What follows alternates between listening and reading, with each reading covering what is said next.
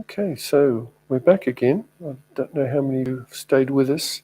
Apparently it was a very short time we had on air, but what I have done is to record, and so we'll be able to listen to this at some how I experience progress on a day-to-day basis.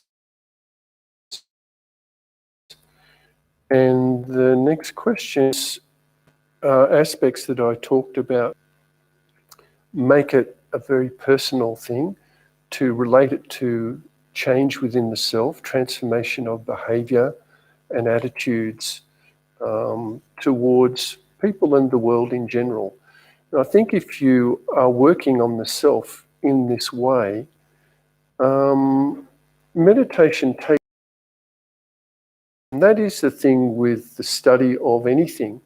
And in my personal experience, why I was not able to and didn't really care to have much in the way of achievement at school is because I didn't see the relevance of the study and the subjects. And I think that's the case for a lot of people now. And if we can see the relevance of any kind of practice or study, then we'll take those elements and use them in our life to see how I can benefit from it. And the exploration of those things is really then increases our enthusiasm again, because these are the sorts of things that other people don't really think about. They think about others, and this is probably the single most, probably the biggest obstacle in the practice of self-awareness and meditation, is to look at others and see what they're doing and how they're doing.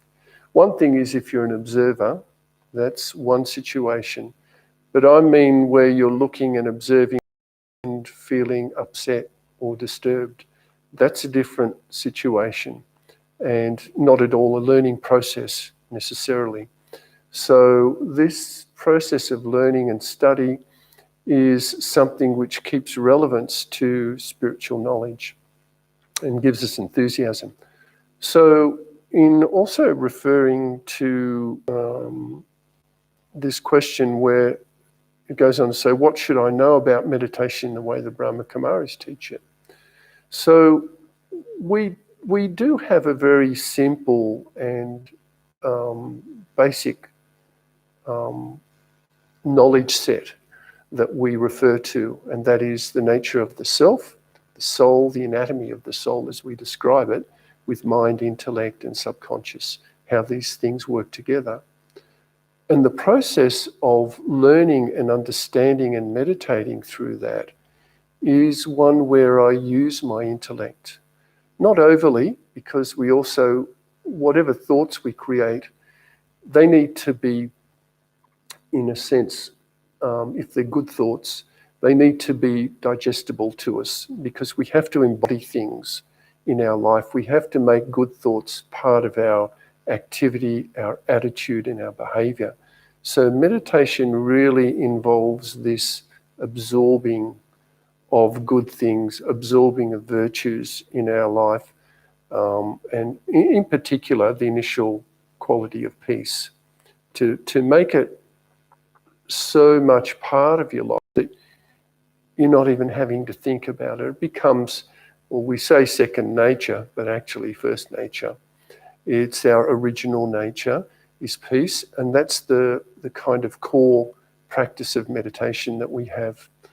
So it's a spiritual practice, and as such, I guess it differs a little bit from others which might just take in nature or, meditation on some external thing, or using an external object or like candle or whatever in order to create a meditative practice. But for us, it's a matter of self-realization of who I am and what I am. And in that process, also understanding what you're not. And these are the things that filter through in your meditation in a very gentle way, an easy way to give you realization about who you are. So it differs also in the sense that we don't have any kind of rituals. or practices in such a way. We don't do chanting, for example. Neither do we do any penances. We don't need to cause any hardship in order to experience happiness. This is an interesting, probably a topic for another time, and that is the nature of happiness and sorrow, and the idea or the notion that you actually, we have sorrow so we know what happiness is. So that's a separate topic. How do we meditate?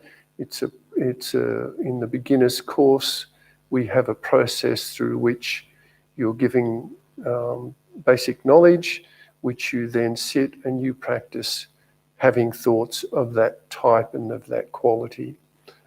It's often accompanied by a meditation commentary, which helps to guide your thoughts in a particular direction to give you that experience. So that's that. I don't know that we have how much time we actually have, but sorry? Okay, so I'll just draw on one more question here that I have, and that is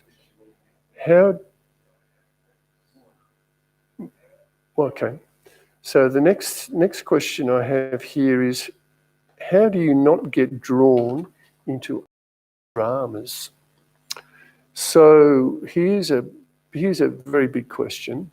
In some respects, the answer is a simple one, and the answer is kind of in the question in a sense, and the subject being other people's dramas. I do have another kind of talk in which I mentioned this whole process of being an observer. And an observer, how it's founded in the notion that people are acting out their part in the drama, and that's really what we're going through.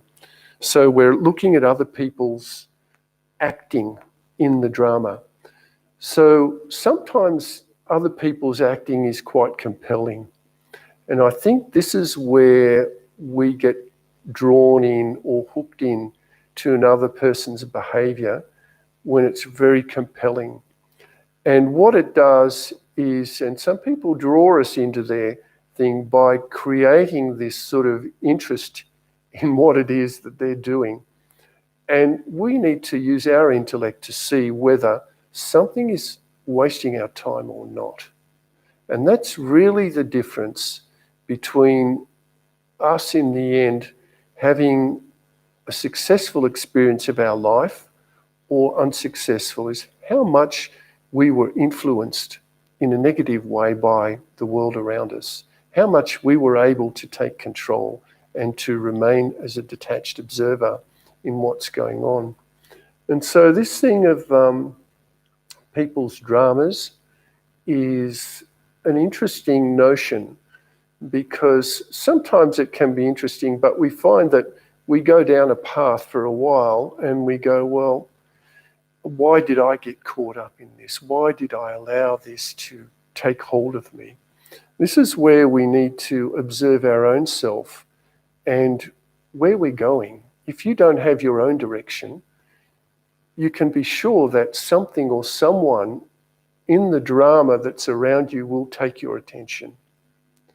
And so this is a real challenge, to remain self-aware through all these processes that go on around us, to maintain your own awareness of who you are, what you should be doing and how you should be doing it.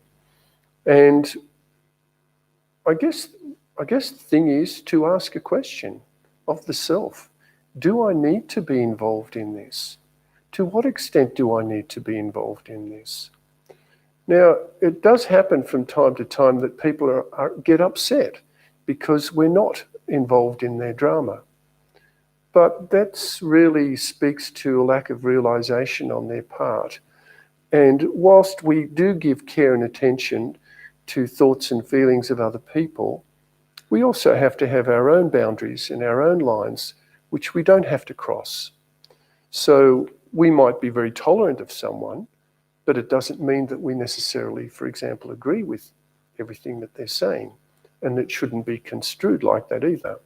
So not getting involved in other people's dramas really requires of you that you're clear about your own purpose and your own role and what you should be doing and how you should be doing it, and not be too much influenced by others in the playing out of your role. And it happens due to karma that we are intertwined with other people. Our roles are inextricably tied up with other people. But nevertheless, we still have our own role to play. So whilst a person is playing their role, I'm also playing mine. And you have to see whether you're compulsively being made to play some role that you don't want to play, that is not according to your nature and according to your morals or your ideas of how you should be working out your part.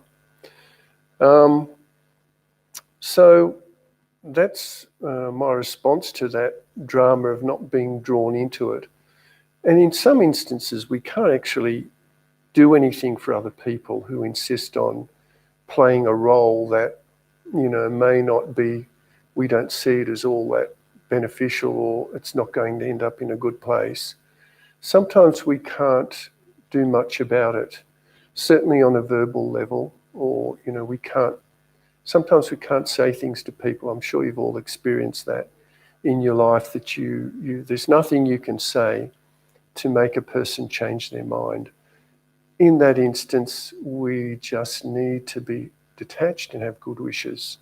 There's not a lot else that we can do. There may be opportunities that come from time to time that we can take, and we can think about it as well. But in the end, our care has to be to a certain extent that we can't, be affected ourselves in a negative way that's not helpful. So good wishes for ourselves and good wishes for others is really the way to go about dealing with this situation, I feel. Another question here, and of course any of these questions may inspire further questions in you, which we can certainly expand on in the future. There's one more here that I've got time for, and that is, how do you personally show compassion and mercy for yourself? I think I've kind of talked about that. Compassion and mercy for yourself, I think we're describing a situation in which we're sometimes hard on ourselves. There are occasions where I think where our behaviour doesn't change and it's harmful, that we need to be a bit firm and we need to be hard on ourselves. But generally speaking, where we're kind of, give ourselves a reasonable mark and an assessment that says, well, I'm doing pretty well and I'm making effort and I'm doing my best. In those situations, I think sometimes we can arrive at a point where we're a bit harsh on ourselves somehow because we've got an artificial standard that we've created, or we're comparing ourselves to someone else. And that's probably one of the most difficult things to do, because we all have given ourselves a goal or some high level to reach for, and that's a good thing. And occasionally when we look at other people, they may be more advanced than you, and you may be wanting to reach to that level. But you have to understand that a lot of things have been done for them to get to that point. And we can't just look at someone up on a high level and think, well, I want to be there. We have to reach everything by stages. I think that's really important to understand what stage you're at currently and what you need to do at the stage in which you find yourself at the moment. I think that is a really vital self-assessment that we need to make, rather than think I have to be up here already and therefore I'm dissatisfied because I'm not acting and reacting in a way that I feel that. So the shoulds in spiritual practice don't really work very well. So the question is really, where am I at now, and what can I do at the moment to increase my happiness, increase my state of contentment? How should I be doing that? What daily situations do I come into that I can do better? That's the sort of thing that we look at. We're not looking at, we're not sort of trying to become a rocket scientist before we understand the principles of physics. So it's really a matter of assessing yourself and being happy with where you are. And interestingly enough, being content really gives you a much more positive outlook towards things. It's a hard thing to kind of attain because we feel we're under pressure from all directions, from other people, their expectations, friends and family and so on, all these things. They're all the time pressuring us to be different, to behave differently, to act differently, to meet certain needs or expectations. But actually, you really need to meet your own first. That's vital, that you are content with yourself, that you see what you're doing and you're happy with what you're doing. So that concludes my responses to what we have for today. I think whatever question might have been there that wasn't answered, if it wasn't answered fully, then we'll go to next time we sit together and have a conversation, and we'll look at those questions as well. So thanks a lot for those who came, and hopefully we'll be catching you up in the future as well. Okay.